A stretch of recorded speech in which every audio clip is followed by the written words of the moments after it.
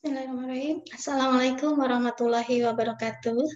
Dengan saya Ibu Dwi Novitasari yang biasa dipanggil Bu Novi. Ikuti channel saya ya, subscribe Dwi Novitasari. Kali ini kita akan membahas tentang penyakit kronis, kemudian palliative care, dan manajemen nyeri. Oke, satu-satu kita akan bahas. Sebelumnya, tujuan pembelajaran kali ini saya sampaikan bahwa mahasiswa akan mampu memahami tentang apa itu konsep tentang penyakit kronis, kemudian bagaimana cara melakukan perawatan palliative care. Sedikit saya sisipkan, saya ingatkan kembali cara pengkajian nyeri, kemudian manajemen nyeri, serta evidence-based practice tentang relaksasi autogenik. Untuk bahasan yang pertama tentang penyakit kronis. Ada perbedaan ya, saya tekankan bahwa penyakit kronis tidak selalu terminal. Ya, sebelumnya atau ada juga yang bahasan saya yang lainnya adalah penyakit terminal, bahwa penyakit terminal itu penyakit yang nanti akan berujung pada kematian. Bedanya dengan penyakit kronis, ini penyakit kronis terkait dengan waktu. Penyakit kronis dapat diderita oleh semua kelompok usia, ya dari bayi sampai lansia. Tingkat ekonomi tidak mempengaruhi juga sosial budaya. Penyakit kronis cenderung menyebabkan kerusakan yang bersifat permanen.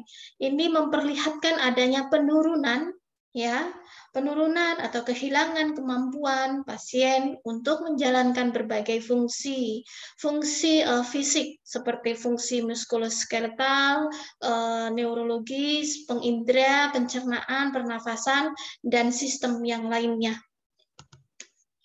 Untuk definisi dari penyakit kronis, ini merupakan jenis penyakit bisa degeneratif yang berkembang atau bertahan dalam jangka waktu yang lama, ya, yaitu lebih dari 6 bulan. Orang yang menderita penyakit kronis cenderung memiliki tingkat kecemasan yang tinggi dibanding yang lainnya, dibanding penyakit yang akut. Ini cenderung mengembangkan perasaan hopelessness, ya tidak ada harapan, helplessness seperti tidak bisa disembuhkan karena berbagai macam pengobatan tidak dapat membantunya sembuh dari penyakit kronis. Dari penyakit kronis fisik bisa menyebabkan gangguan pada psikologis mental pasien. Rasa sakit yang diderita dapat mengganggu aktivitas sehari-harinya, bisa merubah tujuan hidup dan kualitas tidurnya. Untuk etiologinya, dari penyakit kronis bisa adanya kemajuan dalam bidang kedokteran modern sehingga menurunnya angka kematian, penyakit infeksi atau kondisi serius lainnya sehingga orang menjadi lebih survive, bertahan hidup lama usianya, tetapi ada degeneratif, ada penurunan fungsi. Inilah yang tadi salah satunya bisa menyebabkan penyakit kronis. Nutrisi yang baik, kemudian regulasi yang mengatur keselamatan di tempat kerja, di lingkungan, ya. Ini memungkinkan orang untuk hidup lebih lama. Gaya hidup modern ini meningkatkan insiden penyakit kronis. Untuk jenis-jenisnya, penyakit kronis bisa di sistem kardiovaskuler, ada hipertensi, ya. Kemudian di endokrinologi bisa diabetes, ya, bisa stroke dan lain sebagainya. Untuk di sini saya penyakit kronis membahas secara umum, tidak per penyakitnya ya. Saya tidak membahas hipertensi secara spesifik, saya tidak membahas stroke, DM dan yang lainnya secara spesifik. Jadi saya ambil konsep umumnya. Penekanannya bahwa penyakit kronis ini berjalan karena waktu yang lama. Ada fase-fase dari penyakit kronis, ada 9 fase dalam penyakit kronis, yaitu 1. Fase pra-transitori, yaitu ada risiko. Risiko terhadap penyakit kronis karena faktor genetik, ada perilaku, gaya hidup, ini meningkatkan ketahanan seseorang terhadap penyakit kronis. Gaya hidup yang baik, perilaku yang baik, maka dia bisa terhindar dari penyakit kronis. Atau sebaliknya, ada genetik hipertensi, ada genetik diabetes, ada perilaku yang buruk, ya, tinggi gula, tinggi lemak, ya, jarang olahraga, sedentary lifestyle, ini bisa menyebabkan timbulnya penyakit kronis. Kemudian fase trajektori atau adanya gejala yang berkaitan dengan penyakit kronis. Fase ini sering tidak jelas karena sedang dievaluasi dan sering dilakukan pemeriksaan diagnostik. Kenapa saya pusing ya? Pusing bisa banyak hal, tidak harus hipertensi.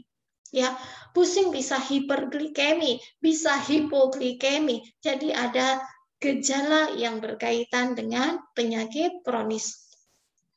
Berikutnya ada fase stabil. Ya, tahap yang terjadi ketika gejala-gejala dan perjalanan penyakit terkontrol. Bisa sudah terdiagnostik, oh ibu bapak menderita diabetes tipe 2.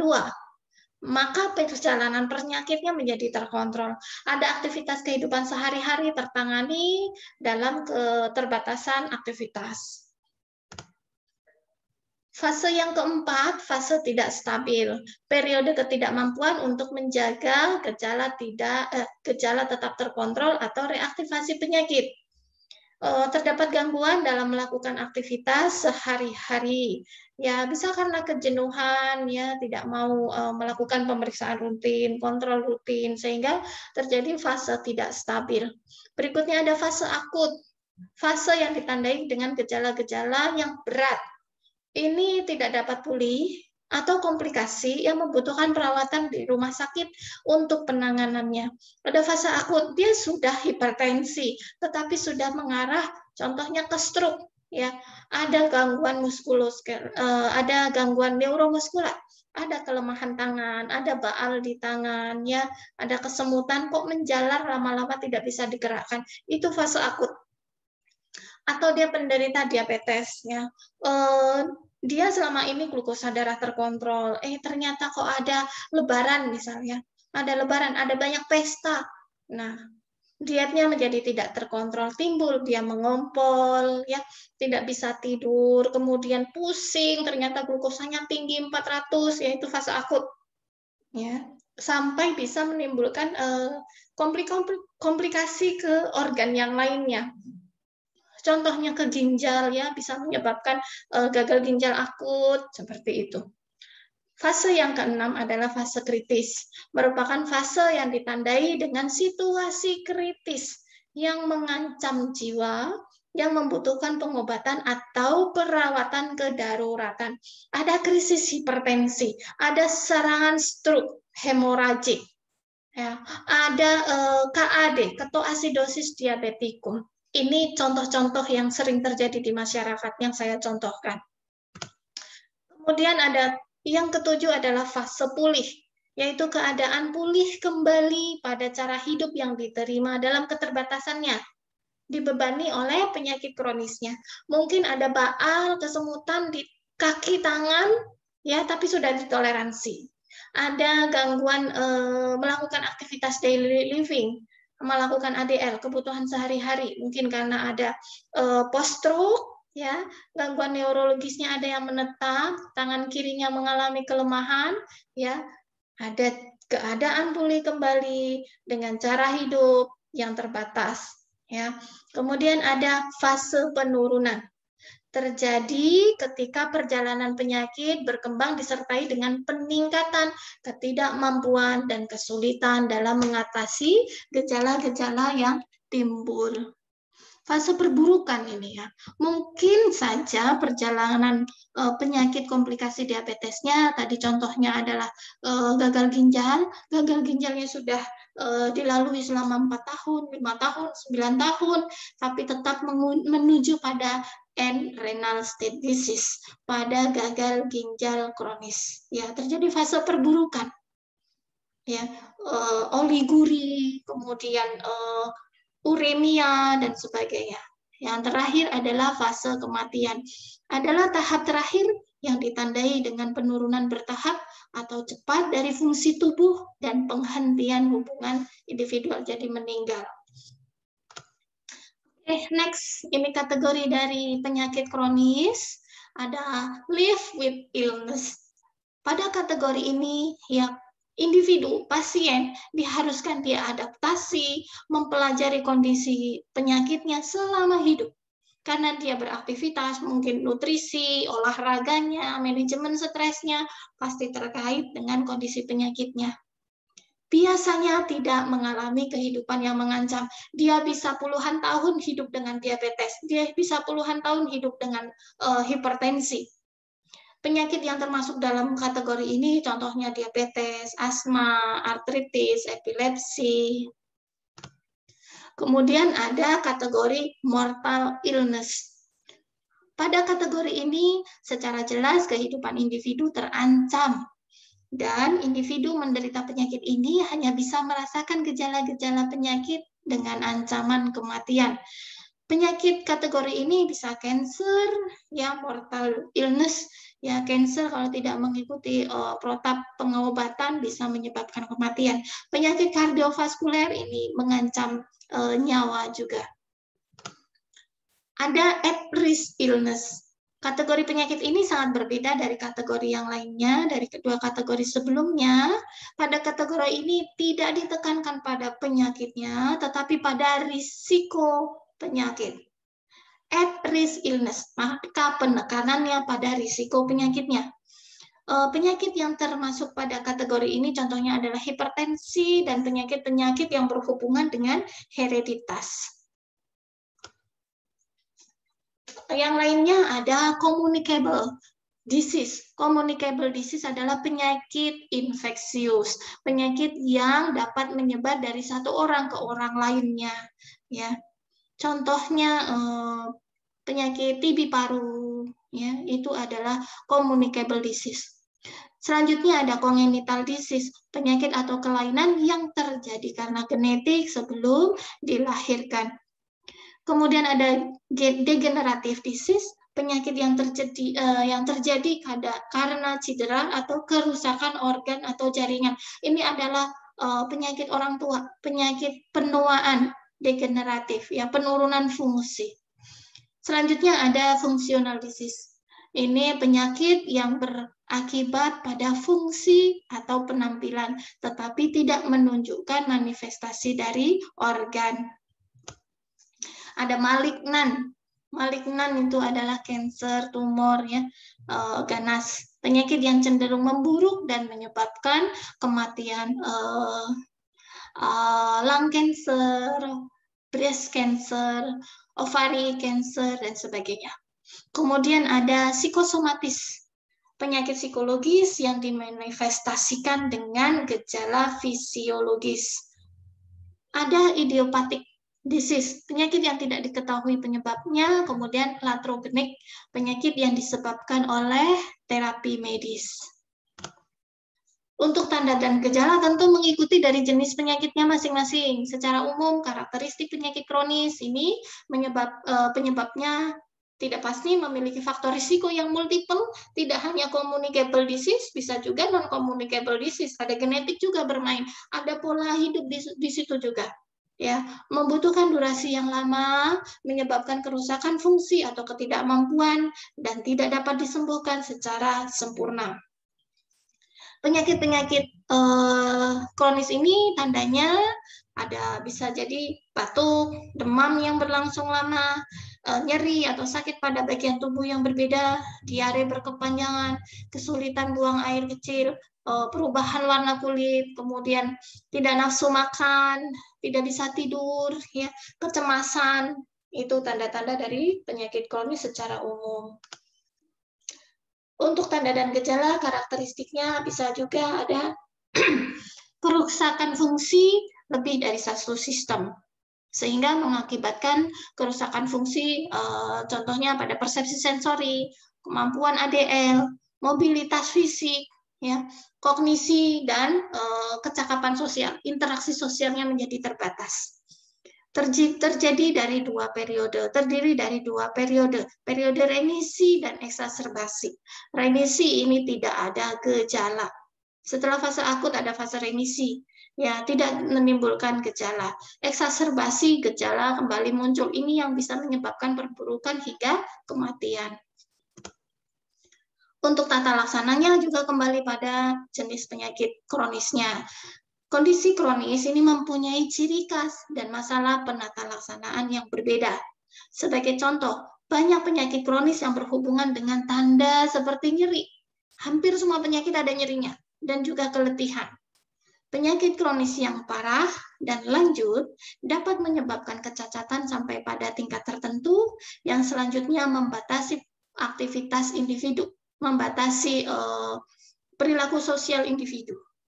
Banyak penyakit kronis yang harus mendapatkan tata laksana yang teratur, ya tiap bulan, bisa tiap minggu, untuk menjaganya tetap terkontrol. Contohnya gagal ginjal kronis, diabetes, hipertensi, gagal jantung, dan sebagainya. Oke, itu pengantar untuk penyakit kronis.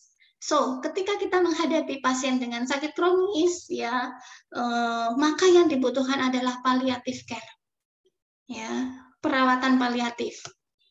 Perawatan paliatif ini merupakan pendekatan yang bertujuan memperbaiki kualitas hidup pasien dan keluarga yang menghadapi masalah yang berhubungan dengan penyakit yang dapat mengancam jiwa ataupun penyakit kronis. Melalui pencegahan, peniadaan melalui identifikasi dini dan penilaian yang baik, serta penanganan masalah nyeri dan masalah-masalah yang lainnya, nutrisi, eliminasi, baik itu yang jelas kelihatan secara fisik maupun psikososial dan spiritual.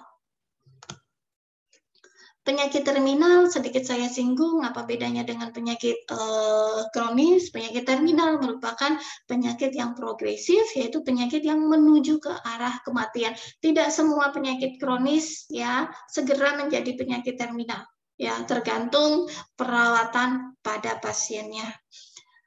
Penyakit terminal ini membutuhkan pendekatan dengan perawatan paliatif juga, sehingga meningkatkan kualitas hidup seseorang, meningkatkan kualitas hidup pasiennya.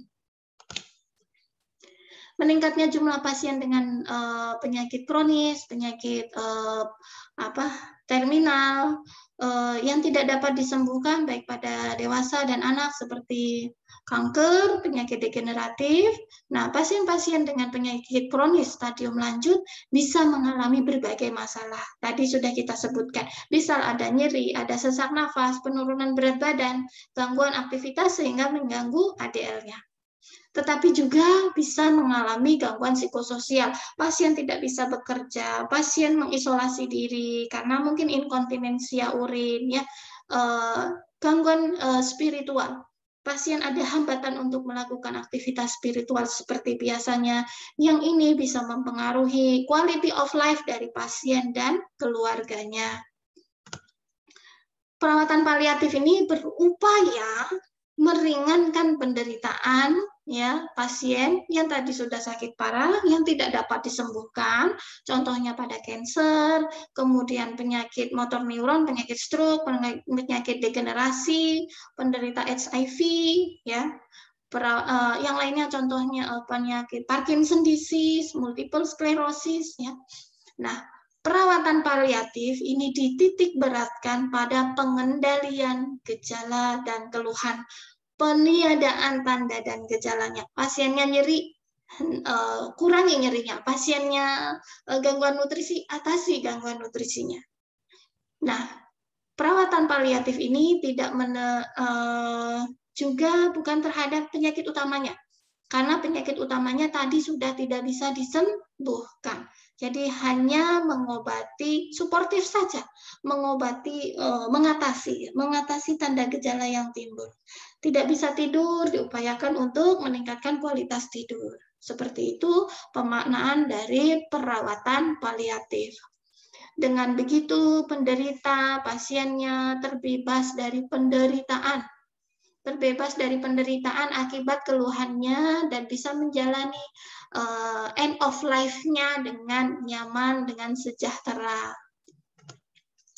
So, apa kesimpulan dari palliative care? Kita maknai palliative care ini sebagai pendekatan yang bertujuan memperbaiki kualitas hidup pasien dan keluarga yang menghadapi masalah yang berhubungan dengan penyakit kronis, penyakit yang dapat mengancam jiwa.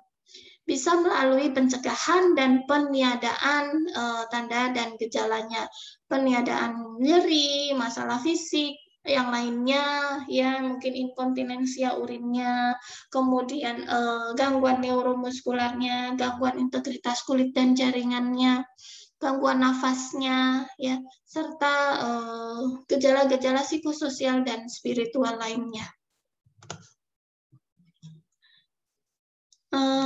Ini tadi sudah sedikit saya bahas, bisa dilihat di video saya khususnya penyakit terminal. Tujuan dari palliative care ini meningkatkan kualitas hidup, ya, menganggap kematian sebagai proses yang normal, tidak mempercepat kematian dan tidak menunda kematian. Mayoritas utamanya menghilangkan nyeri dan keluhan lain yang mengganggu, menjaga keseimbangan psikologis dan spiritual, mengusahakan agar penderita tetap aktif, tetap sejahtera hingga akhir hayatnya, dan mengusahakan membantu mengatasi suasana duka cita pada keluarganya, karena keluarga menjadi lebih puas sudah memberikan perawatan terbaik di akhir kehidupan anggota keluarganya.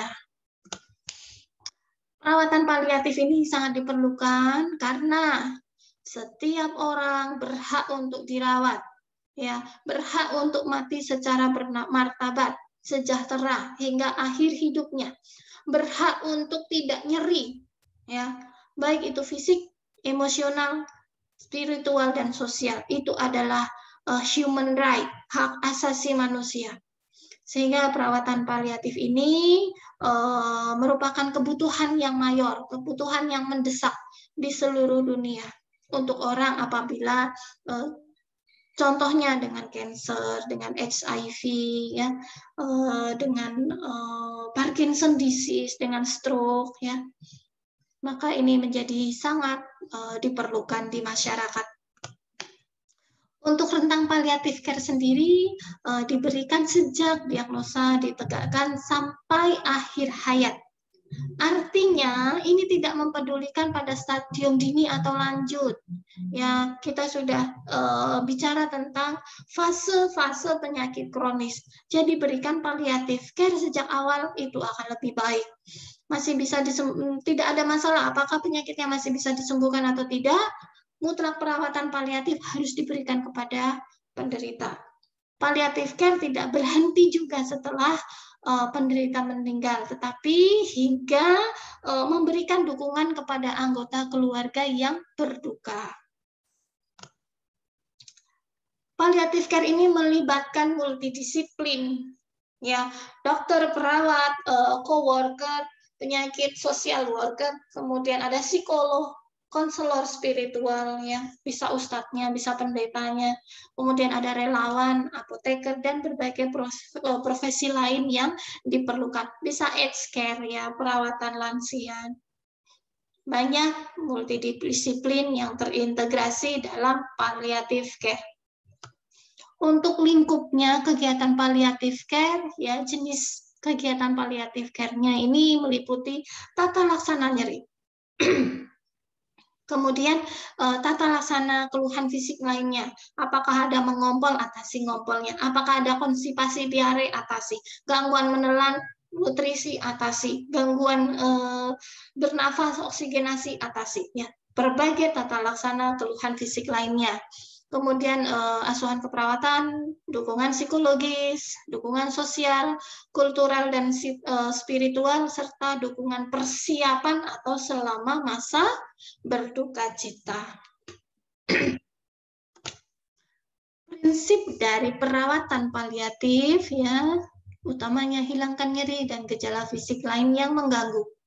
Tingkatkan kualitas hidup, hargai kehidupan, dan hargai kematian, bahwa kematian itu adalah proses yang normal. Kematian itu bukan kutukan.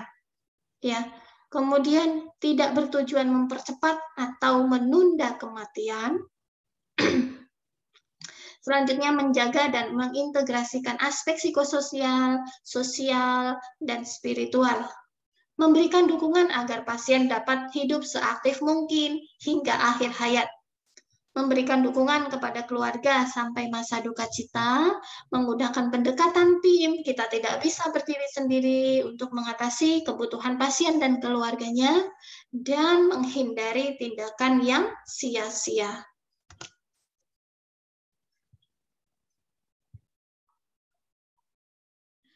Selanjutnya, bagaimana aspek mediko-legal dalam perawatan paliatif?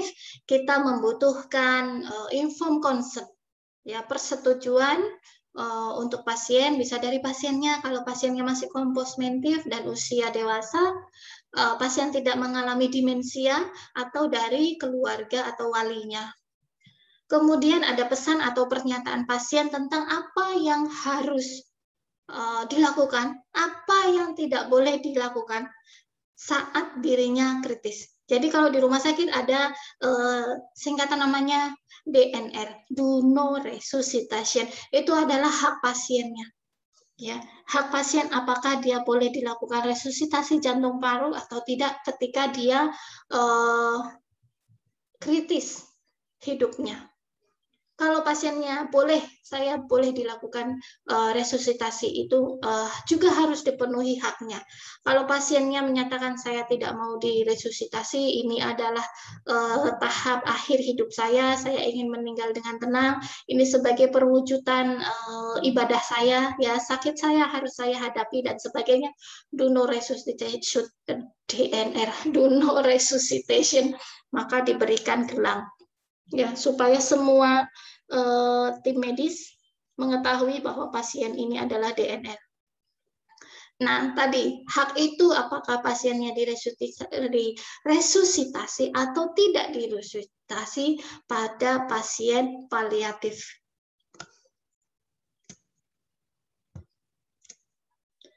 Indikator kita berhasil melakukan palliative care dari aspek fisik. Ya, keluhan fisik berkurang.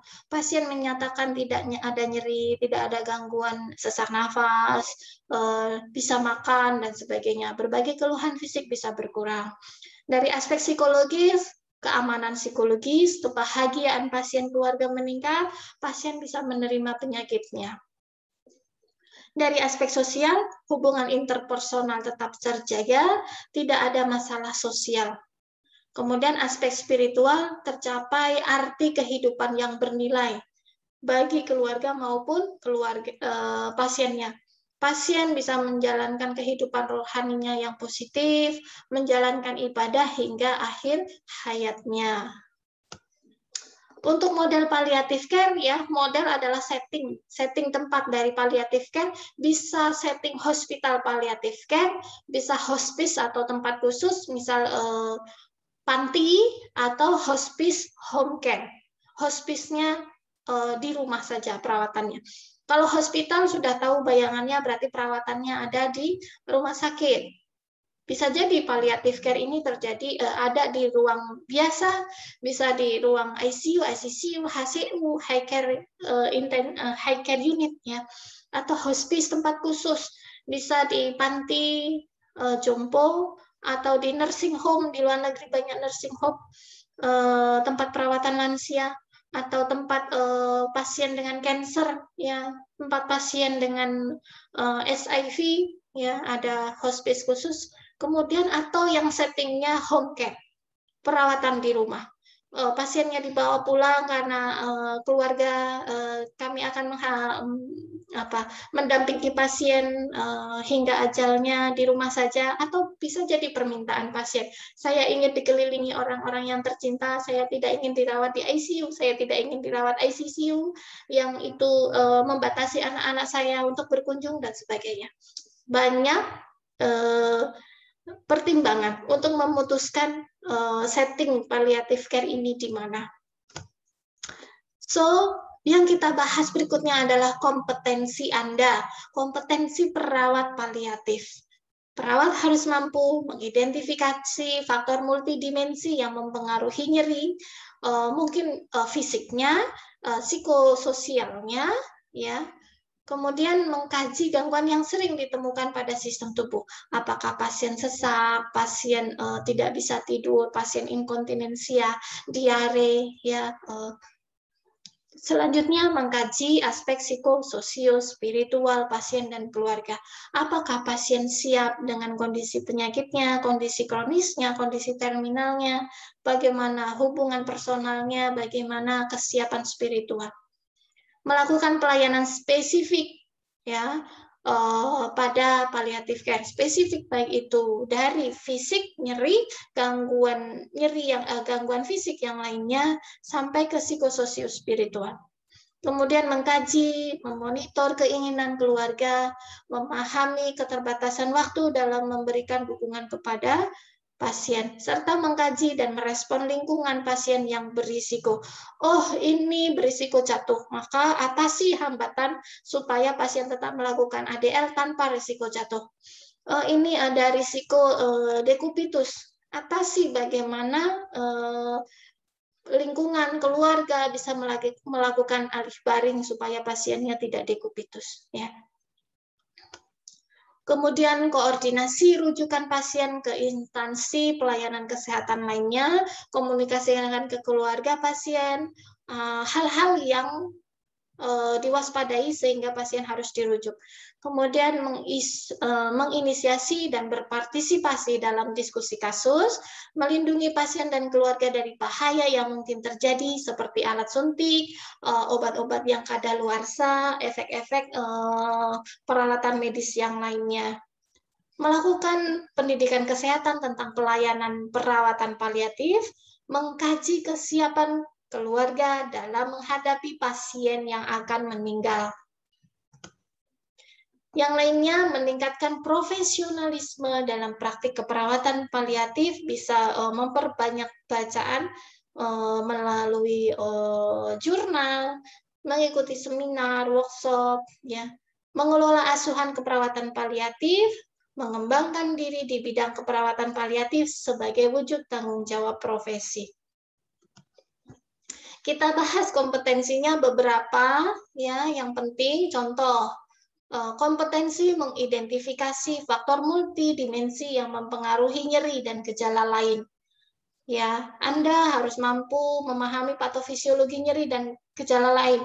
Pasiennya diabetes, kenapa nyeri di kaki? Pasiennya diabetes, kenapa nyeri di kepala? Anda harus paham patofisiologi nyerinya. Kemudian mengenali keunikan pengalaman nyeri dan gejala lainnya.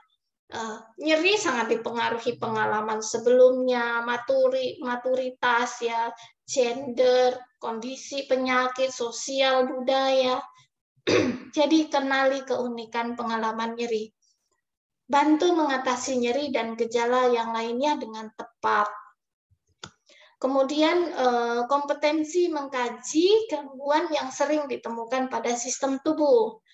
Contoh sistem kardiopulmonal, ya, waspadai pasiennya sesak, batuk, hemaptu, muntah darah, palpitasi, ya, palpitasi, detak jantung irreguler. Pada sistem pencernaan mungkin ada stomatitis, ada sariawan, ini sering muncul pada pasien dengan HIV, pada pasien dengan AIDS, mual muntah, anoreksia, gangguan menelan, konstipasi, diare, hingga asites. Asites adalah penumpukan cairan di perut. Kemudian pada sistem perkemihan ada inkontinensia, mengompol, hematuri itu ada kencing berwarna merah, ada darah, anuria itu tidak bisa kencing, ya, anuria, tidak ada urin yang diproduksi. Kemudian poliuria, berarti kalau poli banyak, urinnya banyak, dia mixingnya banyak. Kemudian pada sistem reproduksi bisa jadi ada perdarahan pervaginal atau gangguan fungsi seksual. Selanjutnya pada sistem neurologi ada kelemahan, ada kelumpuhan, mungkin ada seizure, ada kejang. Pada sistem integumen kita waspadai ada luka, ada dekubitus, ada gangguan kulit dan jaringan. Serta keluhan secara umum, ada kaheksia, lemah, anemia, gangguan tidur, dehidrasi, dan febris. Febris adalah peningkatan suhu tubuh. Anda juga harus mampu mengkaji aspek psikososial spiritual.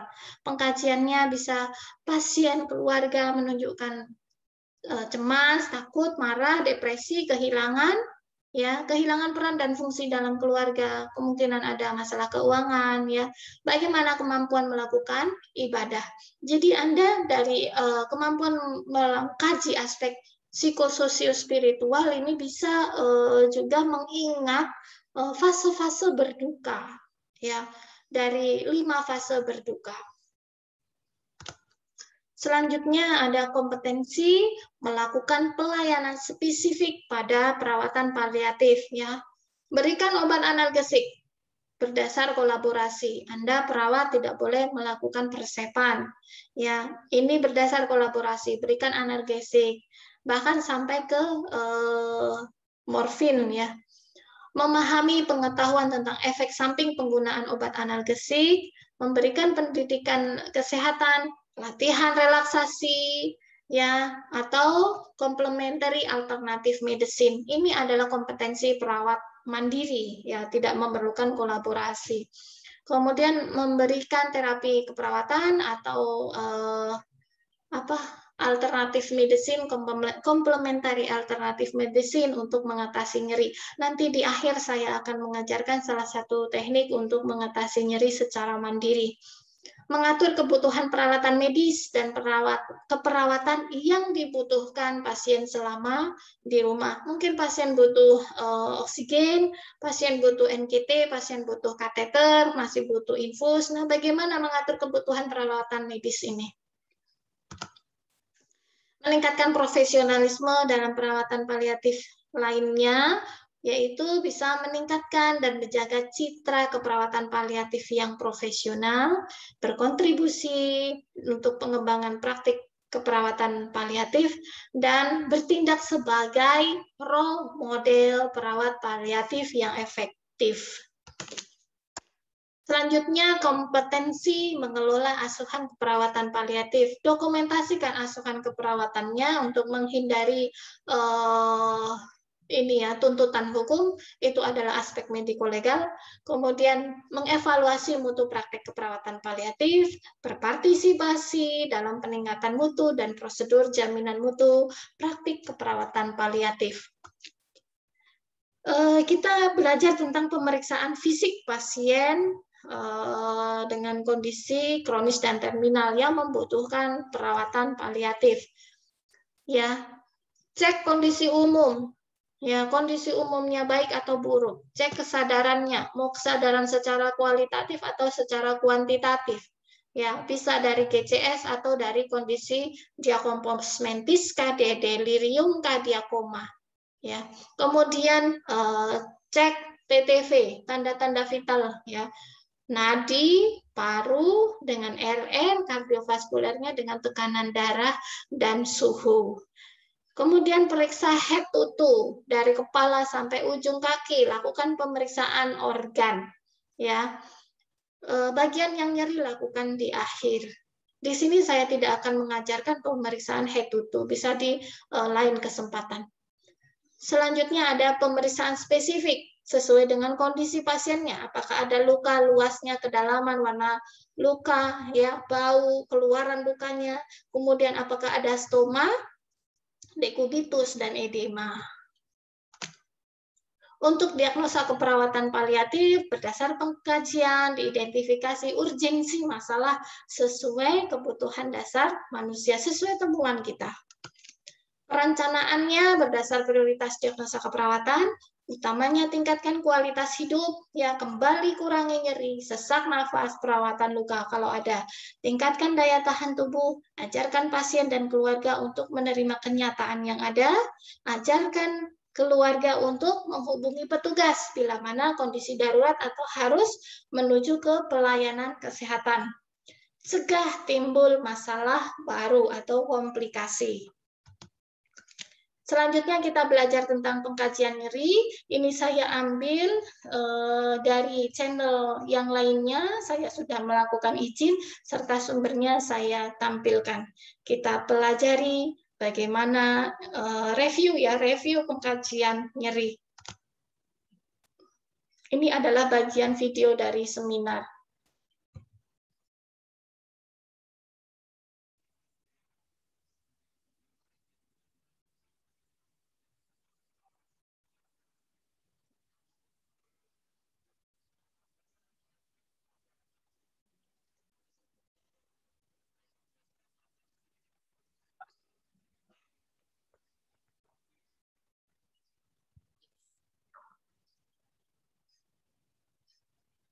Ini saya rasa nanti kita semua sudah tidak asing lagi, tapi nanti kita akan refresh kembali ya. Kemudian yang terakhir adalah harapan nanti Anda semua yang hadir di sini adalah mampu menjelaskan bagaimana instrumen pengkajian nyeri di unit intensif. Para peserta yang berbahagia, kalau kita tahu ya, saya yakin pasti sudah tahu karena materi ini saya yakin kalau sudah sering disampaikan bahwa nyeri ini memang menjadi suatu kondisi yang tidak menyenangkan. Tidak hanya untuk pasien, ya, siapapun kalau sedang merasakan nyeri itu rasanya itu tidak nyaman. Misalkan nyeri di gigi, itu rasanya itu dunia itu mau kiamat, ya. Itu kalau nyeri di gigi, ya. Apalagi nyerinya di hati itu juga sangat luar biasa. Mungkin akan selalu gelisah dan ya, mungkin tidak bisa tidur, ya, makan tidak enak, ya. Nah ini sehingga konsep ini harus dihilangkan, ya. Nah tetapi nyeri sebenarnya ada suatu manfaatnya. Karena apa? Nyeri atau pain is warning sebenarnya. Nyeri itu adalah suatu peringatan bahwa ada permasalahan yang terjadi di dalam tubuh kita. Coba bayangkan kalau peringatan itu tidak terjadi. Misalnya pada seorang yang mengalami neuropati, pada pasien yang menderita diabetes, itu alarm sistem untuk nyerinya itu sudah tidak berfungsi. Nah kalau itu nyeri, misalkan nyeri dada akibat atau chest pain akibat mengalami sindrom koroner akut, dia tidak tersampaikan, maka ini menjadi sangat berbahaya. Jadi orang merasakan nyeri itu tidak menyenangkan, tapi juga itu sebagai alarm, ya, ada manfaatnya juga. Maka segala sesuatu yang diciptakan, yang dirasakan oleh kita, yang itu merupakan kehendak Tuhan, itu pasti ada bermanfaatnya, ya. Itu pada suatu usaha yang tepat, ya. Nah, kemudian ini hasil survei pasien di rumah sakit ini 80% ini mengalami nyeri, ya. Bahkan ada beberapa survei lagi ada lebih dari 80%. Ya, jadi ini masalah yang paling banyak dirasakan oleh pasien. Kemudian pengkajian nyeri dan manajemen nyeri ini merupakan hak pasien. Jadi maka kita harus sebagai tenaga kesehatan, karena itu merupakan hak pasien dan itu merupakan kewajiban kita, ya, untuk bagaimana mampu menilai nyeri dan tentunya nanti mampu mengatasi nyeri dengan metode-metode pendekatan keperawatan tentunya, ya, non farmakologi nanti yang akan mungkin Pak Iwan sampaikan, ya. Oke. Kemudian bahkan menjadi sebuah tuntutan bahwa rumah sakit ini diminta untuk mengakui hak pasien terhadap nyeri, ya, sehingga terjadinya proses untuk melakukan asesmen, ya, serta manajemen nyeri yang sesuai dengan sistem akreditasi di rumah sakit. Ya, ini menurut standar nasional, ya, akreditasi rumah sakit. Ya, menurut SNARS ini bahkan dinilai kalau nanti rumah sakit akreditasi. Ya, bagaimana manajemen nyeri, formnya seperti apa? Ini ada dalam penilaian di rumah sakit. Kemudian semua tenaga kesehatan ini harus mampu melakukan pengkajian nyeri dan melakukan manajemen nyeri yang tepat tentunya. Karena terkadang walaupun ini sering dibicarakan, tapi berdasarkan hasil survei di lapangan ternyata belum semua tenaga kesehatan pun mampu menilai dengan tepat, sehingga intervensinya terkadang kurang tepat juga di dalam memberikan penata laksanaan, ya, karena terkadang kita menempatkan diri itu pada petugas kesehatan, padahal di dalam pengkajian nyeri itu tidak tepat kalau menempatkan diri, karena sifat-sifat dari nyeri itu sangat subjektif. Nah ini nanti akan kita bagikan, ya. Nah, ini tadi yang saya sampaikan bahwa menjadi komponen penilaian di dalam akreditasi SNARS, ya, di dalam HPK, hak pasien dan keluarga di poin 2.5 ini kalau nanti kita bicarakan lebih dalam, dan juga PAP ya 6 menggunakan regulasi dari pelayanan penanganan nyeri, ya, sehingga ini sangat penting, ya. Nah, kalau kita tahu terkait dengan proses keperawatan, ada asesmen, itu merupakan tahap pertama yang sangat penting. Nah, terkait dengan pengkajian nyeri, ini tentunya ada berbagai hal atau fokus. Yang pertama adalah anamnesa. Ya. Nah, kalau pasiennya sadar, ini mungkin sangat mudah untuk melakukan anamnesis. Ya. Kemudian juga dilanjutkan dengan pemeriksaan fisik. Dan nanti juga ada pemeriksaan penunjang terkait dengan nyeri. Nah, 3 ini harus kita kuasai untuk membuat atau mengumpulkan data-data yang tentunya komprehensif, ya, sehingga nanti permasalahan keperawatan bisa ditegakkan dengan tepat dan nanti intervensinya menjadi tepat pula, ya. Kita akan bahas satu persatu. Nah, dalam anamnesis tentunya kalau pasien itu sadar, itu data-data subjektif yang harus kita dapatkan, karena memang nyeri itu sifatnya sangat subjektif. Nah, nanti kalau pasien di ICU yang tidak sadar, ya, pasien terintubasi, terpasang ventilator mekanik, ya, atau bahkan pasien tersedasi, nah, ini bagaimana pendekatannya?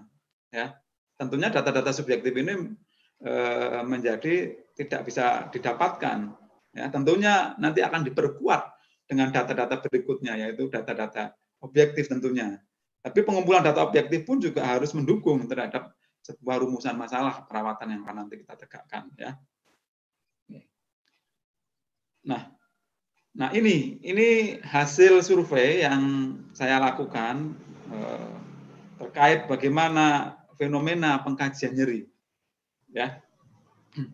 Nah, pengkajian nyeri ini merupakan aktivitas yang paling umum. Ya, mungkin kalau kita ketika datang pasien ke pelayanan kesehatan, mungkin apa yang Bapak rasakan?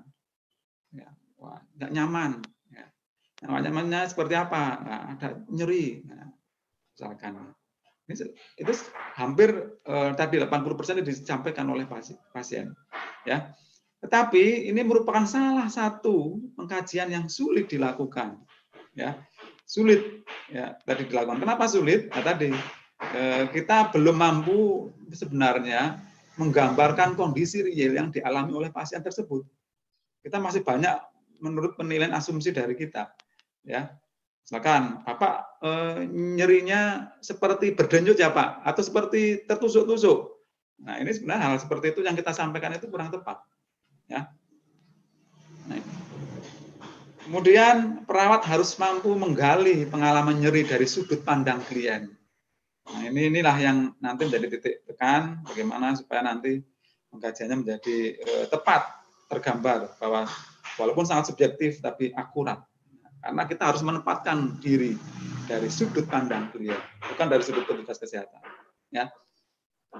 Nah, kemudian penting juga untuk menginterpretasi secara cermat dari tanda-tanda nyeri. Nah, ini juga butuh keahlian, mungkin pengalaman juga. Ya.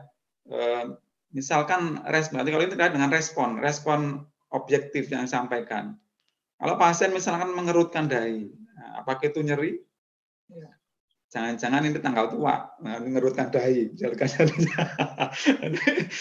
Pusing karena ada tagihan, misalkan. Nah, ini makanya kita sangat sulit kan. Nah, pasien memegang dahi atau pelipis begini, ya, sambil menatap kosong, apakah itu nyeri? Ya, belum tentu juga. Ya.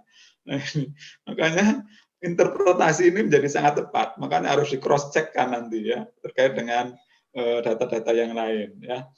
Nah, kemudian juga harus mengingat komponen fisik dan psikologis dari suatu nyeri yang memengaruhi reaksi klien terhadap nyeri, karena sebenarnya nyeri yang sempurna itu kalau pasien itu sebenarnya merasakan dua kondisi, selain fisiknya juga psikologisnya, ya. Nah, maka dari itu data ini harus dikuasai. Bahkan ada beberapa referensi, kalau kita mengkaji nyeri, itu sebenarnya nyeri itu merupakan 5 vital sign. Jadi tanda-tanda vital sign yang kelima setelah tentunya adalah tekanan darah, heart rate, kemudian respiratory rate, dan temperatur. Nah, pain ini menjadi yang kelima. Nah, itu dalam beberapa referensi ada yang menyebutkan seperti itu. Maka ini juga harus diungkapkan. Ya. Nah, kapan kita melakukan nyeri? Ya, melakukan pengkajian nyeri tentunya. Kapan kita melakukan pengkajian nyeri? Nah, biasanya kalau dari hasil pengalaman ini, walaupun pengkajiannya terus-menerus, tapi biasanya pada kondisi-kondisi tertentu saja. Ya. Nah, seperti apa sebenarnya? Ataukah di saat awal pasien datang, ya, ataukah setelah pasien mau pulang? Nah, kita lihat kapan sebenarnya sih kita melakukan pengkajian nyeri. Nah, yang pertama adalah pertama kali pasien mengeluh nyeri. Nah, ini harus kita kaji, ya. Kemudian lakukan kembali setelah penata laksanaan nyeri. Ya. Nah, ini harus kita cek, ya. Kalau itu levelnya, ya, atau severity-nya kita kaji, makanya harus dipantau, ya. Nah, setelah dapat terapi pun, baik farmakologi maupun non farmakologi juga harus kita cek kembali. Ya, kalau kita memberikan intervensi berarti apakah itu nanti dievaluasi proses atau akhir. Nah, itu sudah kita kaji, ya. Nah, kapan dilakukan asesmen ulang? Ya. Nah, ini setiap 30 menit sampai kurang lebih 1 jam. Ini kalau pasien diberikan terapi analgesik atau obat penurun nyeri yang lain. Ya, ini minimal 30 menit atau 1 jam, ya, setelah pemberian. Kemudian setiap 5 menit setelah pasien ini kondisi yang spesifik, ya, mendapat pemberian terapi nitrat atau nitrogliserin, ya. Ya, ini terutama pada pasien-pasien yang diberikan secara intravena, ya, pada gangguan kardiak. Jadi kalau pasien dengan chest pain akibat sindrom koroner akut karena mendapat terapi untuk mengatasi nyeri, yaitu berupa nitrat, walaupun sebenarnya nitrat ini tidak mengurangi nyeri karena dia walaupun dia sudah dilebarkan pembuluh darahnya, tapi sebenarnya tidak mengurangi nyeri. Nah, 5 menit itu harus dikaji, ya, kalau pemberi nitrat. Ya. Nah, karena responnya sangat cepat, ya, karena dia lebih pemberiannya adalah sublingual juga atau bisa juga nanti intravena juga bisa diberikan karena juga responnya sangat cepat. Ya, karena obat ini harus harapannya berfungsi dengan cepat, maka dievaluasi dengan cepat. Ya. Kemudian pada pasien menjalankan atau menjalani prosedur yang menyakitkan. Nah, ini kalau tindakan intervensi yang sifatnya invasif, yang menyakitkan tentunya ini harus dilakukan asesmen ulang. Kemudian setiap shift, kalau kita melakukan asesmen perawatan dan kita jaga pada satu pasien, ini harus kita kaji. Kemudian sebelum transfer atau kita pindah ruang, misalkan pindah unit, nah ini harus kita kaji lagi, ya. Atau sebelum pasien ini pulang, ya. Nah, ini juga harus dilakukan asesmen. Nah, bagaimana kita melakukan pengkajian untuk mendapatkan data subjektif dari nyeri? Nah, ini yang tadi menjadi tujuan kedua kita, ya, yaitu menggunakan pendekatan mnemonik. Ya, mnemonik ini yaitu yang sering kita dengar ini, yaitu P, Q, R, S, dan T.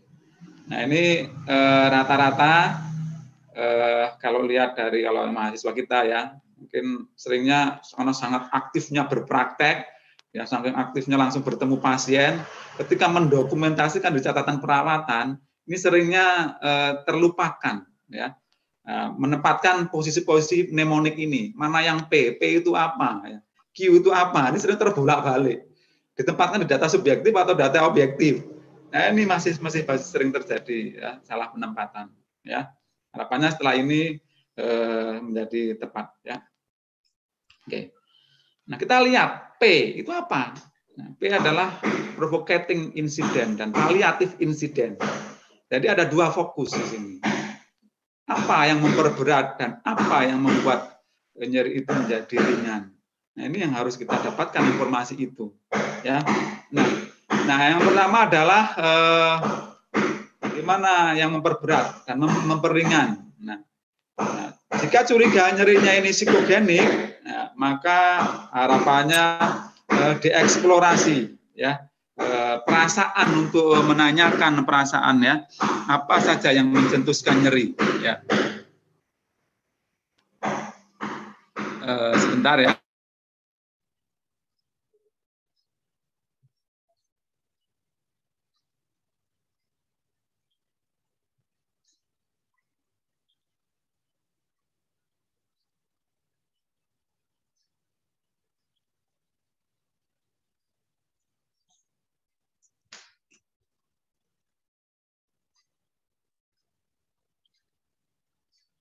Ya, baik, kita lanjutkan.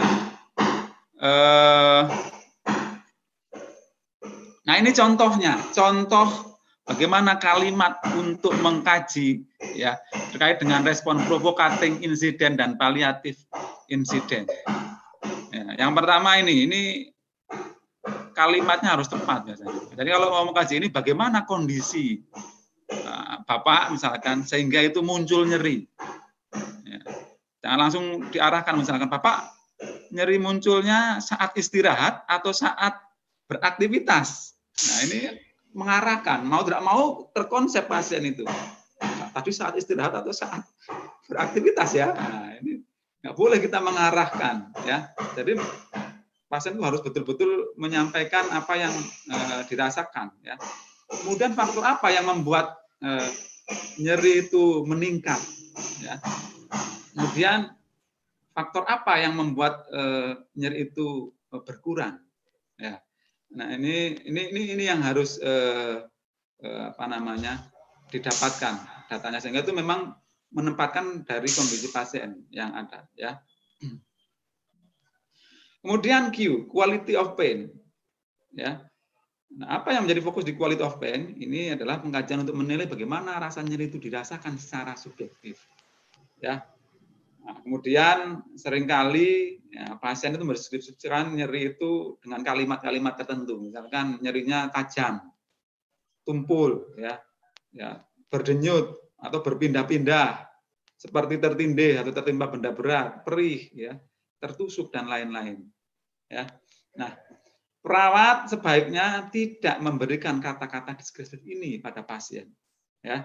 Jadi betul-betul ini yang dideskripsikan oleh pasien itu sendiri, ya.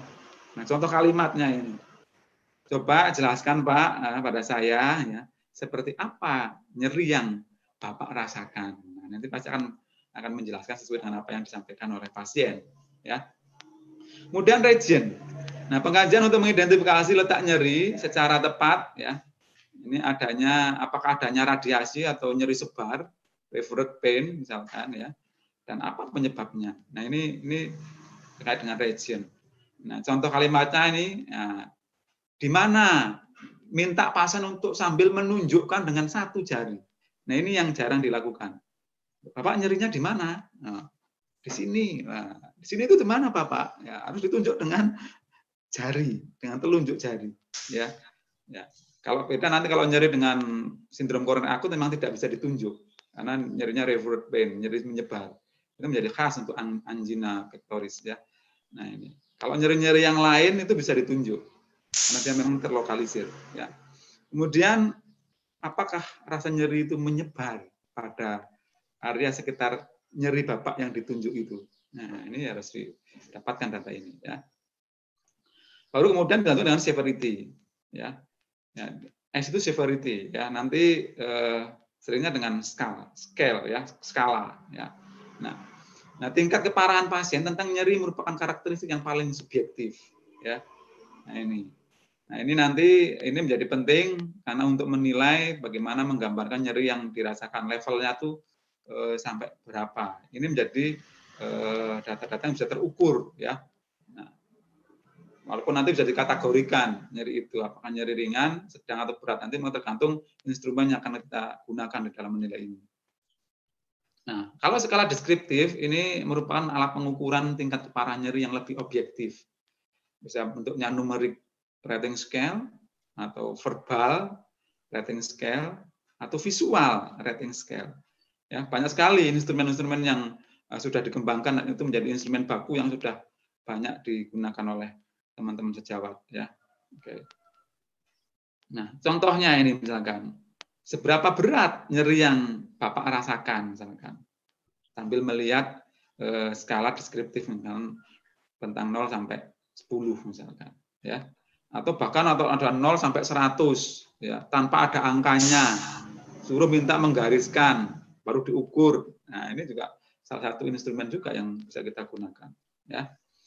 Kemudian time di sini adalah pengkajian untuk mendeteksi kapan nyeri itu muncul, berapa lama nyeri berlangsung, ya, apakah itu bertambah buruk, ya, pada malam hari, ya, atau siang hari, bertambah berat, ya, saat beraktivitas. Nah, ini juga harus ditanyakan kapan, ya, nyeri itu timbul. Nah, contoh kalimatnya ini, kapan nyeri muncul, ya, apakah gejala timbul mendadak, perlahan-lahan, atau seketika itu juga muncul, ya. Apakah gejala timbul ini secara terus-menerus atau hilang timbul? Kapan terakhir kali, ya, Bapak merasakan nyaman dan merasakan sangat sehat? Nah, ini juga menjadi start, ya, ketika saat itu sehat dan kapan dia datang yang pertama kali nyeri itu. Nah, ini menjadi indikator yang harus didapatkan juga, ya. Nah, kemudian data objektif, ya.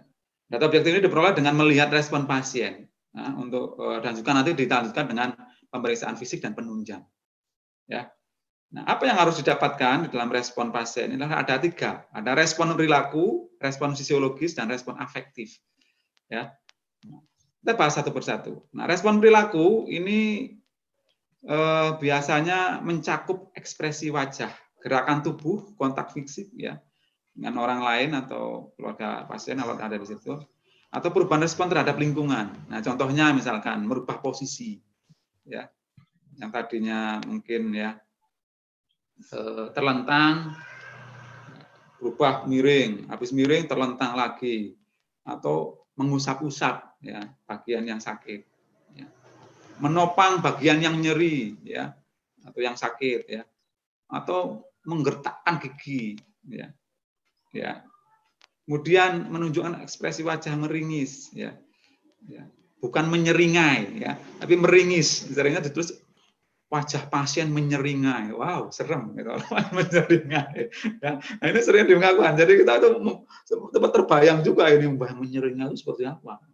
Vampir kah? Wah, ini takut ini kalau ya, meringis, ya, ya, mengerutkan alis, ya, kemudian menangis, ya, mengerang, mengaduh, menjerit, bahkan meraung-raung, ya, atau mengepalkan tangan dengan kuat, ya, melompat dari satu sisi ke sisi lain. Wah, ini luar biasa ini ekspresinya ini.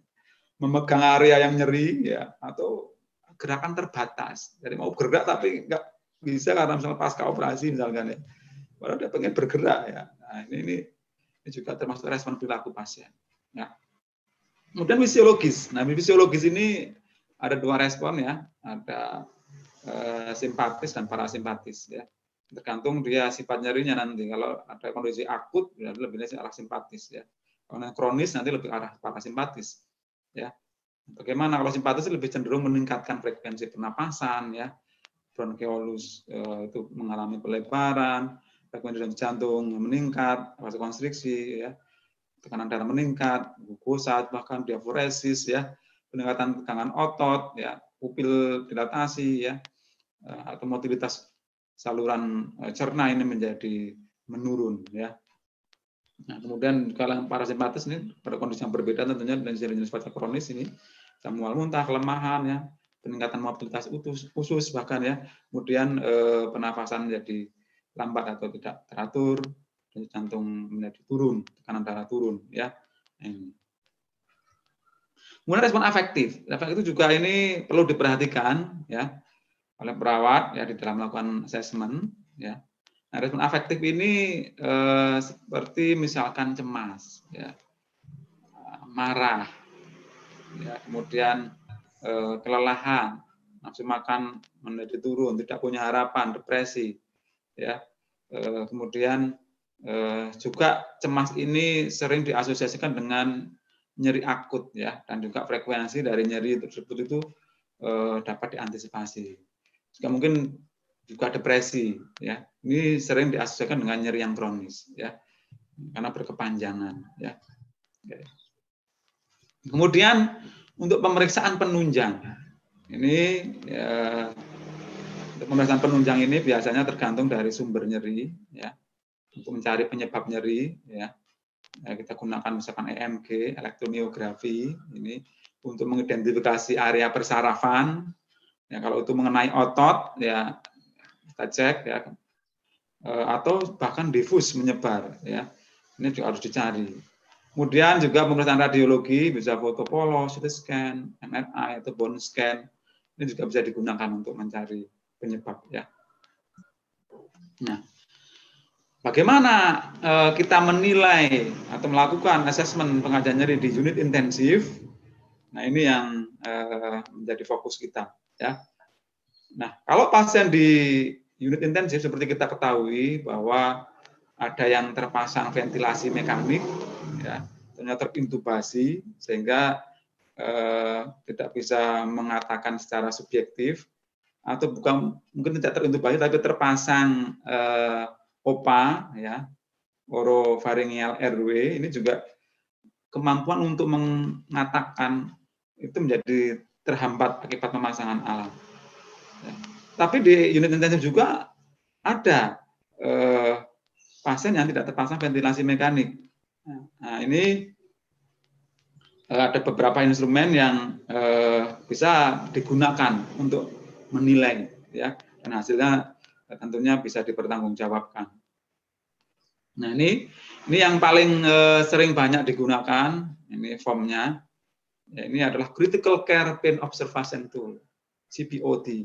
Ya. Nah, ini CPOT ini ada indikatornya, itu ada ekspresi wajah, kemudian ada gerakan tubuh. Nah, ini kalau CPOT ini bisa dipakai pada pasien yang masih terpasang ventilator mekanik atau yang sudah diekstubasi. Nah, ini nanti kalau pasien masih terpasang, berarti yang diisi yang terpasang. Berarti yang berbicara ini kita strip, kita nggak terisi di sini. Ya, jadi indikatornya 1, 2, 3, 4. Jadi kalau itu skor poinnya itu maksimal 2, berarti 4 kali 2 maksimal 8. Ya. Nah, ini. Nah, bagaimana menilai ekspresi wajah? Kita lihat. Nah, secara kondisi, apakah rileks? Rileks ini berarti kalau kita lihat tidak ada ketegangan otot, ya. Nah, kemudian kalau nilainya 1 berarti mengerutkan kening mungkin atau mengangkat alis, ya. Kemudian mungkin atau mencoba membuka mata, meneteskan air mata, ya. Ya, tetapi misalkan saat dilakukan invasi, tindakan invasi yang lain, misalkan diinjeksi atau dipasang alat yang lain, itu meneteskan air mata, ya.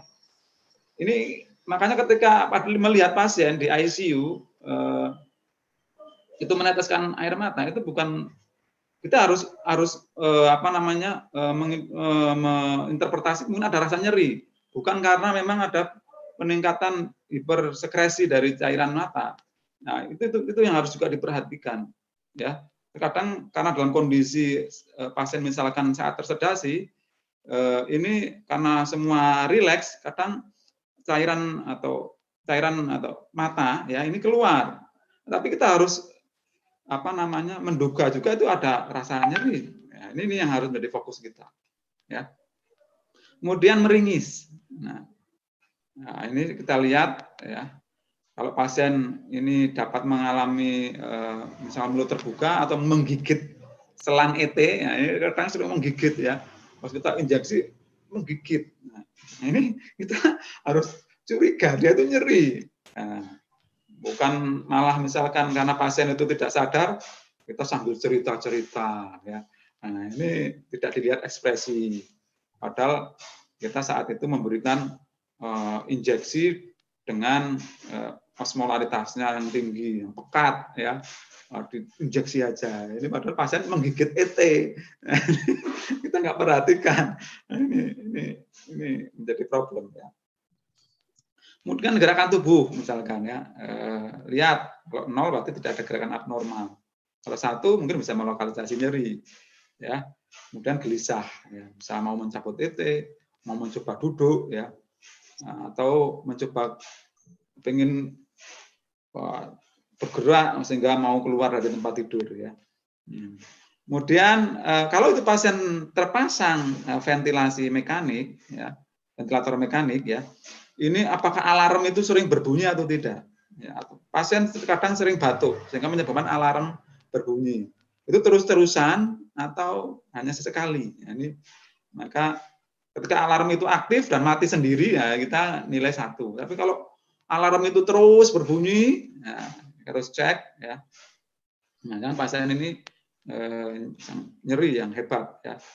Ini juga harus dinilai, ya. Nah, kalau sudah terekstubasi, ini kita lihat karena pasiennya sudah mampu berbicara, sudah sadar, ya, atau mungkin belum sadar secara penuh, baru penurunan kesadaran, ya, kita lihat apakah bicaranya nadanya pelan, atau hanya mungkin mendesah atau mengerang saja, atau mungkin bisa menangis, ya, atau berteriak. Nah, ini ada nilainya, ya. Juga kita lihat ketegangan otot, ya. Kalau tadi ekspresi wajah, sekarang lihat ketegangan otot, ada tidak, ya. Gerakan otot yang pasif atau gerakan otot yang kuat, ini ada skornya. Jadi kalau kita tambahkan maksimal, ini kalau 0 itu tidak nyeri, 1 sampai 2 nyeri ringan. Kalau 7 sampai 8 ini sangat nyeri berat. Ini yang sering digunakan oleh teman-teman yang ada di intensive care unit, ya. Atau kita bisa juga menggunakan kalau pasien tidak terpasang ventilasi mekanik, ini bisa menggunakan checklist of nonverbal, ya, pain indicator atau CNPI, ya. Nah, ini kalau kita lihat, kalau ini dia dari sikapnya saja, ya. Apakah dia ada keluhan secara vokal, ya. Misalkan respon nonverbalnya kalau tidak mampu, misalkan hanya keluhan nonverbal, ya, menghela nafas, ternganga atau rintihan, ini bisa. Lihat wajahnya meringis, ya. Kemudian menggenggam yang kuat, ada kegelisahan misalkan, selalu bergeser posisinya, selalu menggosok-gosok, atau ada keluhan vokal dengan kata-kata, aduh misalkan, ya, atau bahkan memaki-maki, ya, bahkan protes, ya, marah-marah, ya, meminta kita untuk berhenti ketika kita melakukan intervensi. Nah, itu kita lihat, ya. Apakah dia dengan saat gerakan atau saat istirahat? Ini juga harus dinilai. Nah, ini nanti diberikan keterangan. Jadi melakukan misalkan skornya 2. Nah, ini bisa diberikan 2 saat dengan gerakan. 1 atau misalkan 2 saat istirahat. Ini kapan terjadinya? Jadi lihat, ya. Nah, 1 muncul ini sebenarnya sudah ada indikasi untuk nyeri, ya.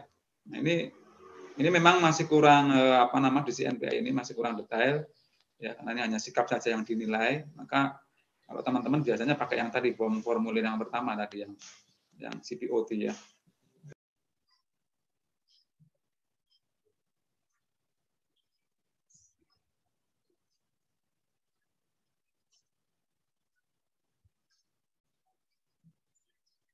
Oke, tadi kita sudah review tentang pengkajian nyeri. Yang selanjutnya kita belajar tentang manajemen nyeri.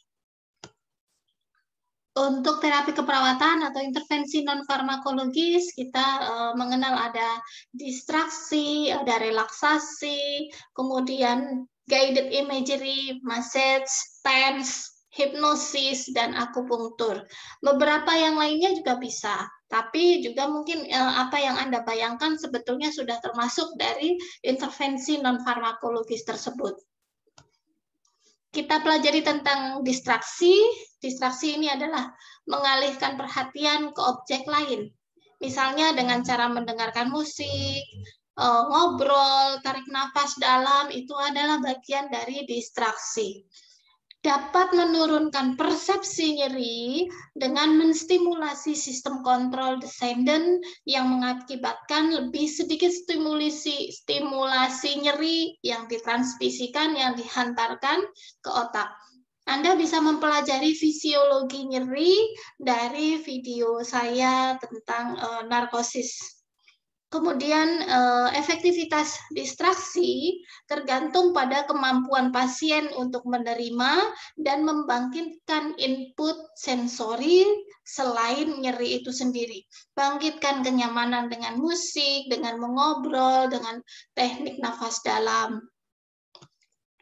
Selanjutnya ada teknik relaksasi. Teknik ini dapat menurunkan ketegangan secara fisiologis. Ketegangan fisiologis dapat dilakukan dengan kepala ditopang, dengan posisi berbaring bagus, ataupun posisi duduk di kursi.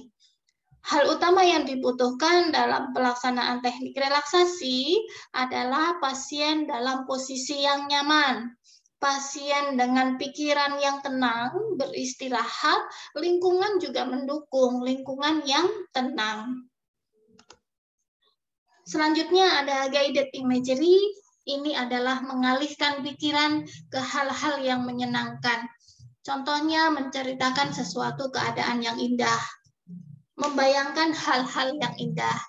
Biasanya pasien diminta untuk mempraktikkan imajinasi terbimbing, guided imagery, selama sekitar 5 menit 3 kali sehari. Beberapa hari praktik mungkin diperlukan sebelum intensitas nyeri berkurang. Guided imagery bisa dimodifikasi, pejamkan mata, ya, lingkungan yang tenang, bisa ditambah dengan musik, deburan ombak, ya, angin atau tetesan air, bayangkan hal yang indah, situasi di pantai, di pegunungan, dan sebagainya. Selanjutnya ada massage. Ini merupakan manipulasi yang dilakukan pada jaringan lunak, jaringan otot yang bertujuan untuk mengatasi masalah fisik, fungsional, atau bahkan terkadang psikologi.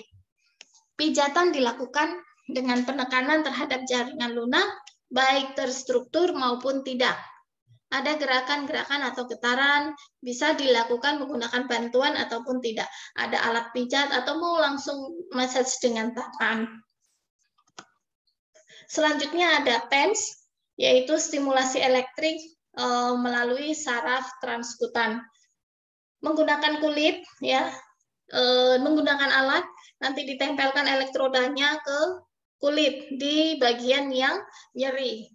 TENS ini bisa digunakan pada nyeri akut dan kronik. TENS diduga dapat menurunkan nyeri dengan menstimulasi reseptor non-nyeri, reseptor non-nociceptor pada area yang sama seperti pada serabut yang mentransmisikan nyeri. Selanjutnya ada hipnoterapi atau hipnosis. Hipnoterapi ini mempengaruhi anterior simulated cortex atau ACC, di mana akan berefek pada proses afeksi terhadap pengalaman nyeri, proses penerimaan stimulus nyeri. Modulasi afeksi akan mempengaruhi persepsi otak terhadap pengalaman nyeri tersebut, sehingga mampu menimbulkan coping yang positif. Nyeri tidak dapat dihilangkan, akan tetapi coping positif akan membuat seseorang dapat menerima, menyadari nyeri, dan lebih nyaman seiring perubahan persepsi di otaknya selama proses hipnoterapi ataupun pasca hipnoterapi. Ada akupunktur, ini merupakan pengobatan yang sudah lama digunakan untuk mengobati nyeri. Ada jarum kecil yang ditusukkan ke kulit, menyentuh titik-titik tertentu, tergantung pada lokasi nyeri, sehingga dapat memblok, memutus jalur transmisi nyeri menuju ke otak. Nah, saya selanjutnya men-share hasil penelitian tentang manajemen nyeri. Silahkan diperhatikan bagaimana cara melakukan relaksasi autogenik, sehingga Anda bisa mampu memberikan terapi kepada pasien tentang relaksasi autogenik. Terapi relaksasi autogenik. Pengertian relaksasi. Relaksasi adalah suatu keadaan di mana seseorang merasakan bebas mental dan fisik dari ketegangan dan stres. Tujuan teknik relaksasi. Ketika terjadi rasa ketegangan dan stres, tidak tenang, dan tidak nyaman agar menjadi tenang dan dapat mengontrol dirinya. Manfaat teknik relaksasi. 1. Memberikan kelonggaran karena ketegangan sehari-hari. 2. Menjaga kesehatan tubuh atau fisik dan pikiran atau psikologis.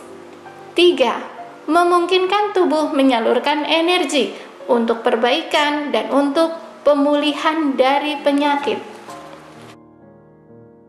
Relaksasi autogenik. Relaksasi autogenik adalah mensugesti diri sendiri sehingga dapat dilakukan sendiri. Maka disebut sebagai autosugestif, tidak tergantung pada terapis. Pengertian relaksasi autogenik adalah relaksasi yang bersumber dari diri sendiri berupa kata-kata atau kalimat pendek yang bisa membuat pikiran tentram. Tujuan relaksasi autogenik adalah membuat tubuh tenang, ringan, hangat, yang menyebar di seluruh tubuh.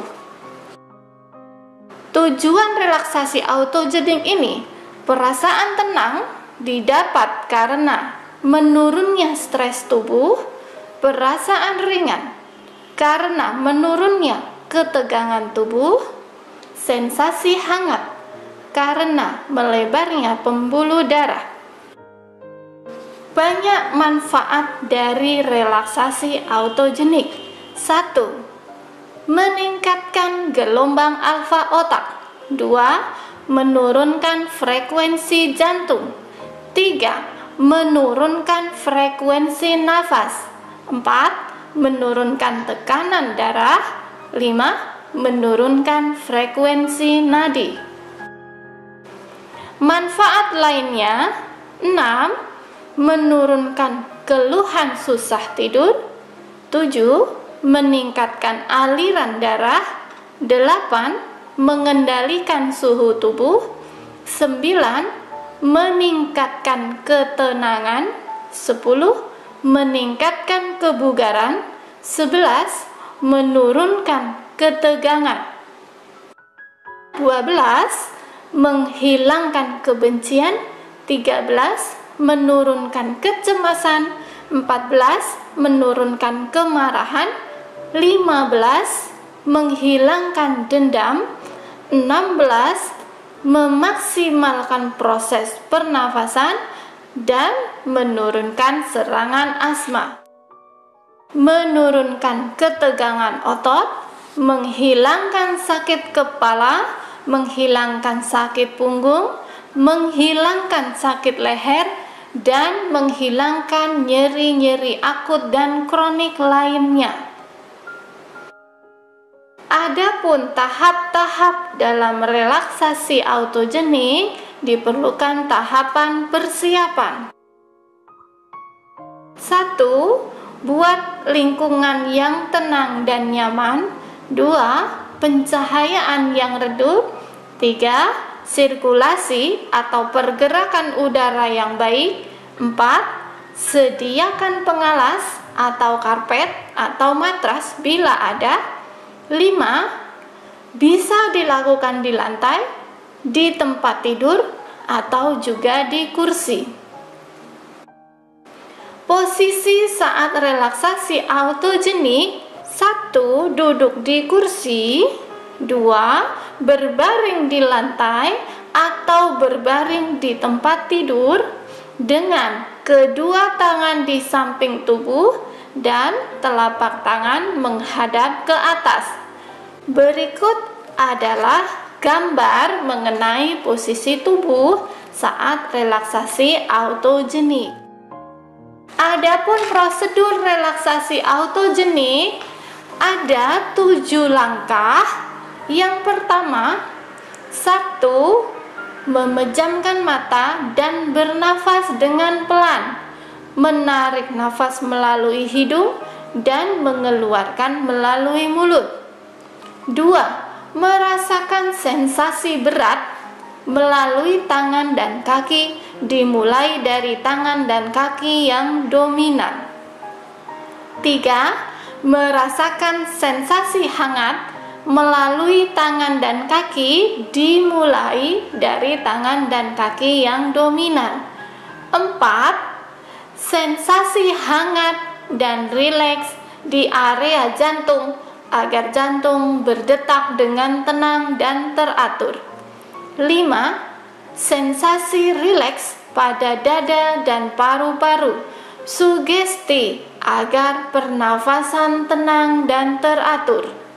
6. Sensasi hangat pada perut, dan terakhir sensasi dingin di area kepala. Cara mensugesti diri. Berikut adalah langkah-langkah terapi relaksasi autogenik. Sekarang, pejamkan mata Anda. 1, 2, 3. Tarik nafas Anda pelan-pelan dalam hitungan 1, 2, 3. Hembuskan nafas Anda pelan-pelan. 1, 2, 3. Ulangi langkah tersebut secara teratur. Tarik nafas Anda pelan-pelan sampai hitungan ketiga dan hembuskan nafas pelan-pelan sampai hitungan ketiga. Sugesti diri Anda untuk merasa tenang, merasa nyaman, dan semakin rileks. Sekarang, rasakan tubuh Anda menjadi lebih tenang, lebih nyaman, dan lebih rileks. Tetap pejamkan mata Anda. Rasakan tubuh Anda tetap tenang, rileks, dan nyaman. Sekarang rasakan tangan kanan Anda menjadi lebih berat dari tangan kiri Anda. Rasakan tangan Anda semakin berat, semakin berat, semakin berat, dan semakin berat dari tangan kiri Anda.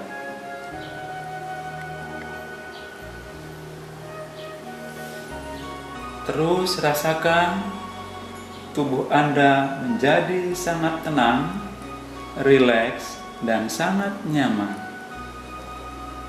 Tetap pejamkan mata Anda.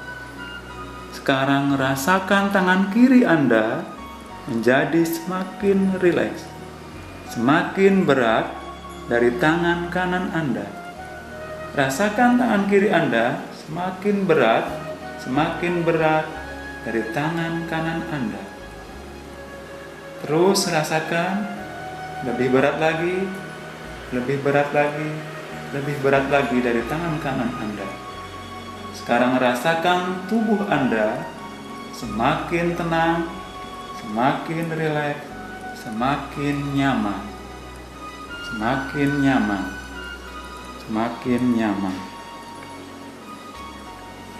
Sekarang tetap memejamkan mata Anda. Rasakan tubuh Anda tetap tenang, rileks, dan nyaman. Rasakan kaki kanan Anda lebih berat dari kaki kiri Anda. Lebih berat lagi, lebih berat lagi, lebih berat lagi dari kaki kiri Anda. Rasakan tubuh Anda tetap tenang, rileks, dan nyaman. Sekarang, tetap memejamkan mata Anda. Rasakan kaki kiri Anda lebih berat dari kaki kanan Anda. Rasakan kaki kiri Anda lebih berat dari kaki kanan Anda. Semakin berat, semakin berat, semakin berat. Rasakan tubuh Anda tetap tenang, rileks, dan nyaman. Rasakan tubuh Anda tetap tenang, rileks, dan nyaman. Tetap pejamkan mata Anda. Rasakan tubuh Anda tetap tenang, rileks, nyaman. Sekarang, rasakan tangan kanan Anda lebih hangat dari tangan kiri Anda. Rasakan tangan kanan Anda lebih hangat dari tangan kiri Anda. Lebih hangat lagi, dan lebih hangat lagi. Rasakan tubuh Anda tetap tenang, rileks, dan nyaman. Sekarang tetap pejamkan mata Anda. Rasakan tangan kiri Anda lebih hangat dari tangan kanan Anda. Rasakan tangan kiri Anda lebih hangat dari tangan kanan Anda. Lebih hangat lagi, dan lebih hangat lagi. Rasakan tubuh Anda tetap tenang, nyaman, dan rileks. Rasakan tubuh Anda tetap tenang, nyaman, dan rileks. Tetap pejamkan mata Anda. Rasakan tubuh Anda semakin nyaman, semakin tenang, dan semakin rileks. Sekarang, rasakan kaki kanan Anda lebih hangat dari kaki kiri Anda. Rasakan kaki kanan Anda lebih hangat dari kaki kiri Anda. Lebih hangat lagi, lebih hangat lagi, lebih hangat lagi. Rasakan tubuh Anda tetap tenang, tetap rileks, dan tetap nyaman. Rasakan tubuh Anda tetap nyaman, tetap rileks, dan tetap nyaman. Sekarang, rasakan kaki kiri Anda lebih hangat dari kaki kanan Anda. Rasakan kaki kiri Anda lebih hangat dari kaki kanan Anda. Lebih hangat lagi, dan lebih hangat lagi. Rasakan seluruh tubuh Anda tetap tenang, rileks, dan nyaman. Rasakan tubuh Anda tetap tenang, rileks, dan nyaman. Tetap pejamkan mata Anda. Sekarang, rasakan jantung Anda menjadi hangat dan tenang. Sekarang, rasakan jantung Anda menjadi hangat dan tenang. Menjadi hangat dan tenang. Menjadi hangat dan tenang. Anda tetap memejamkan mata. Sekarang, rasakan tubuh Anda tetap tenang, tetap rileks, dan tetap nyaman. Rasakan detak jantung Anda lebih teratur dan lebih menurun. Rasakan detak jantung Anda lebih teratur dan lebih menurun. Lebih teratur dan lebih menurun. Lebih teratur dan lebih menurun. Tetap pejamkan mata Anda. Sekarang, rasakan tubuh tetap tenang, rileks, dan nyaman.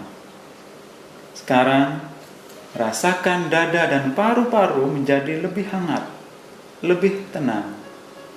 Rasakan dada dan paru-paru Anda menjadi hangat dan tenang. Menjadi hangat dan tenang. Rasakan irama nafas lebih teratur. Tarik nafas lewat hidung. 1, 2, 3. Dan hembuskan nafas perlahan melalui mulut. 1, 2, 3. Tarik nafas lewat hidung. 1, 2, 3. Hembuskan nafas perlahan lewat mulut. 1, 2, 3. Terus tarik nafas lewat hidung. Hembuskan lewat mulut. Tarik nafas lewat hidung. Hembuskan perlahan lewat mulut. Tetap pejamkan mata Anda. Rasakan perut dan hati Anda menjadi hangat. Rasakan perut dan hati Anda menjadi hangat. Menjadi hangat. Menjadi hangat. Menjadi lebih hangat lagi. Tetap pejamkan mata Anda. Sekarang, rasakan kepala Anda menjadi dingin. Rasakan kepala Anda menjadi lebih dingin. Lebih dingin lagi, lebih dingin lagi, dan lebih dingin lagi. Tarik nafas Anda lewat hidung. 1, 2, 3. Dan hembuskan lewat mulut secara perlahan-lahan. 1, 2, 3. Tarik nafas kembali lewat hidung dan hembuskan lewat mulut. Sekarang buka mata Anda pelan-pelan. Buka mata Anda pelan-pelan dan rasakan sensasi kenyamanan yang sangat luar biasa pada diri Anda.